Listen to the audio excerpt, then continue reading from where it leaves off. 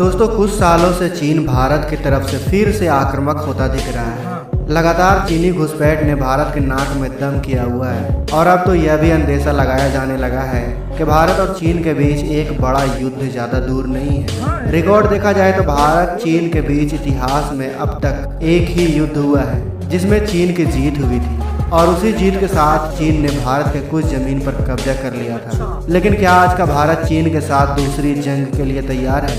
आज दोनों ही देशों के पास दुनिया की सबसे शक्तिशाली तीसरी और चौथी सैन्य शक्ति है। सिर्फ इतना ही नहीं, दोनों ही देश न्यूक्लियर हथियारों से भी लैस हैं। तो क्या आज चीन के बीच युद्ध होता है तो यह युद्ध एक परमाणु युद्ध में बदल सकता है? और आज हम इस वीडियो में इन्हीं सवालों के जवाब देने की कोशिश करेंगे। अगर आप भी जानना चाहते हैं कि अगर आज भारत और चीन के बीच युद्ध हुआ तो कैसा होगा, तो बने रहें इस वीडियो के अंत तक। दोस्तों सबसे पहले हम बात करते हैं पिछले युद्ध की जो 1962 में लड़ी गई थी। इस युद्ध को समझना इसलिए भी जरूरी है क्योंकि इस युद्ध में हमारी हार का कारण हमारी कूटनीति से ज्यादा राजनीति थी। हम उस वक्त को समझें तो तब भारत को ब्रिटिश के चंगुल से आजाद हुए बस कुछ ही साल हुए थे, लेकिन हमारी आर्मी के पास दूसरे विश्व युद्ध का अनुभव था। भारतीय सेना के ज्यादातर अधिकारी उस समय दूसरे विश्व युद्ध के अनुभव के साथ उतरे थे। ऐसे में चीन के खिलाफ इस युद्ध में असल मायनों में भारत की ही जीत होनी चाहिए थी, लेकिन भारत से एक गलती हो गई। भारत के उस वक्त के प्रधानमंत्री जवाहरलाल नेहरू हमेशा सेना रखने और सेना बढ़ाने के विरोध में रहते थे। इसके दो कारण थे। पहला था नेहरू का गांधीवादी होना और अहिंसा को प्राथमिकता देना, और दूसरा था सत्ता जाने का डर। ज्यादातर देश जो ब्रिटिश राज से आजाद हुए थे वह कुछ सालों में ही मिलिट्री तानाशाही के कंट्रोल में आ गए थे, जिसका डर नेहरू को भी था। इसलिए सेना के बार बार कहने के बाद भी नेहरू ने सेना को अपग्रेड नहीं किया, और जब अचानक से भारत पर चीन का हमला हुआ तब हमारी सेना पुराने तकनीक और पुरानी हथियारों की वजह से मुसीबत में पड़ गई। इस बीच नेहरू का भारतीय सेना के चीफ ऑफ स्टाफ से भी बड़ा विवाद हुआ और यह नौबत आ गई कि बीच जंग में उन्होंने अपना इस्तीफा दे दिया। नेहरू ने इस्तीफा लेने से मना कर दिया और बल्कि संसद में भी इसकी जानकारी दे दी। इस्तीफे की बात सामने आने से भारतीय सेना का मनोबल कुछ हद तक टूट गया और चीन को पता चल गया कि भारत में सब कुछ ठीक नहीं चल रहा। नतीजा भारत चीन युद्ध का क्या हुआ यह हम और आप अच्छे से जानते हैं। लेकिन आज का भारत तब के भारत से काफ़ी अलग है। भारत उस जंग के बाद आज तक एक भी जंग नहीं हारा।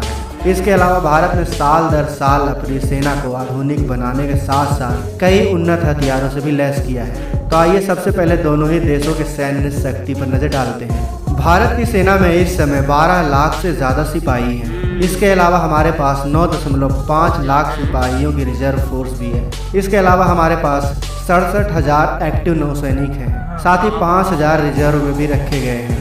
वहीं भारतीय वायुसेना में भी अभी 1.5 लाख लोग काम कर रहे हैं और इतने ही रिजर्व में रखे गए हैं। आपको बता दें कि भारतीय सेना दुनिया की सबसे ज़्यादा डिसिप्लिन फोर्सेस में से एक है और लगातार दुनिया के अन्य सेनाओं के साथ जैसे ब्रिटेन, अमेरिका, फ्रांस, जापान और रूस की सेनाओं के साथ ज्वाइंट मिलिट्री एक्सरसाइज करती रहती है। वहीं चीन के पास जवाब में इस वक्त 20 लाख से ज़्यादा सिपाही हैं, जबकि 5 लाख सिपाही वह रिजर्व में रखता है। चीन की सेना में नौसेना और वायुसेना के अलावा 2 अलग ब्रांचेज भी हैं जो है रॉकेट फोर्स और स्ट्रेटेजिक असॉल्ट फोर्स। जहां रॉकेट फोर्स का काम दुश्मन पर मिसाइल दागना है तो वहीं स्ट्रेटेजिक असॉल्ट फोर्स का काम साइबर हमले करना और स्पेस वॉरफेयर में योगदान देने का है।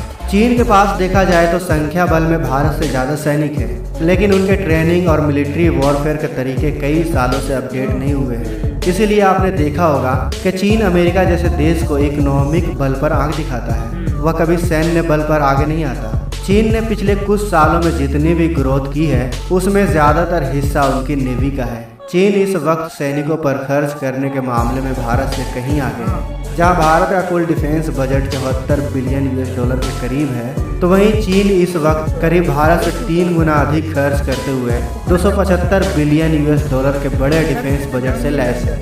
हम सीधे और सरल भाषा में बात करें तो जहां भारत एक साल में अपने सैनिकों पर 74 बिलियन खर्च करता है, तो वहीं चीन अपने सेना पर एक साल में 274 बिलियन US डॉलर खर्च करता है और यह आंकड़े पिछले साल के हैं। चीन के पास इस वक्त 3200 टैंक हैं, जिसके जवाब में भारत के पास 4200 टैंक हैं। चीन आर्मर्ड व्हीकल में हमसे कहीं आगे है। जहां भारत के पास इस वक्त 8600 आर्मर्ड व्हीकल हैं, वहीं चीन के पास 33,000 से भी ज़्यादा आर्मर्ड व्हीकल मौजूद हैं, जिसके साथ साथ चीन के पास भारत से 10 गुना ज़्यादा रॉकेट लॉन्चर भी है। चीन हवा में भी थोड़ा सा ज़्यादा ताकतवर लगता है, क्योंकि भारत के 2123 एयरक्राफ्ट के मुकाबले चीन के पास 3200 5th जनरेशन एयरक्राफ्ट है। चीन के पास इस समय 507 मिलिट्री एयरपोर्ट है, जबकि भारत के पास केवल 346 हैं। चीन की नेवी भी इक्विपमेंट और जहाज़ों के मामले में हमसे थोड़ी बड़ी दिखाई देती है, लेकिन भारत को घबराने की ज़रूरत नहीं है। टेक्नोलॉजी और सिपाहियों के मामले में भारत पिछड़ता हुआ तो दिखता ही है,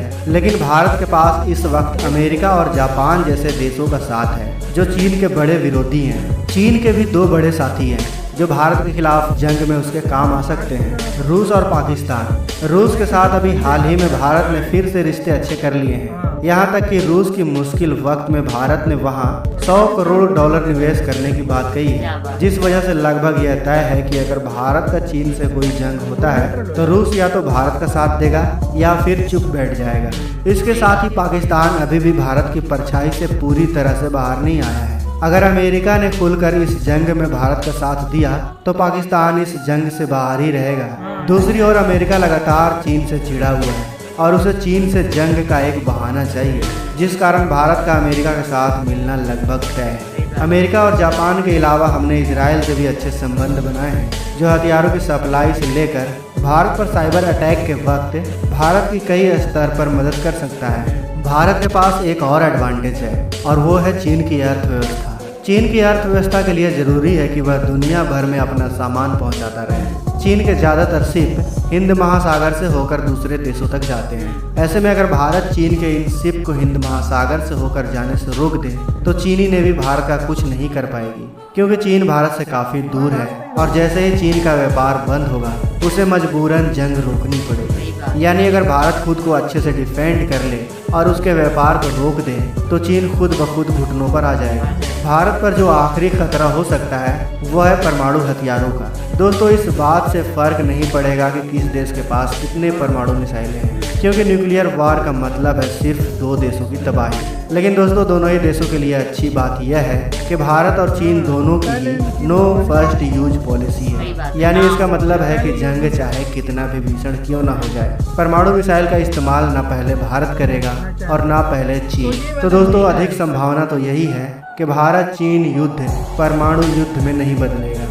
चीन जानता है कि वर्तमान समय में वह भारत को जंग में नहीं हरा सकता, इसलिए वह घुसपैठ और दूसरे देशों में मिलिट्री बेस बनाने के कामों में लगा हुआ है। लेकिन हमारी बहादुर सेना भी उसे मुंहतोड़ जवाब देने में सक्षम है। आपको क्या लगता है, अगर इन दोनों देशों के बीच युद्ध होती है तो कौन जीतेगा?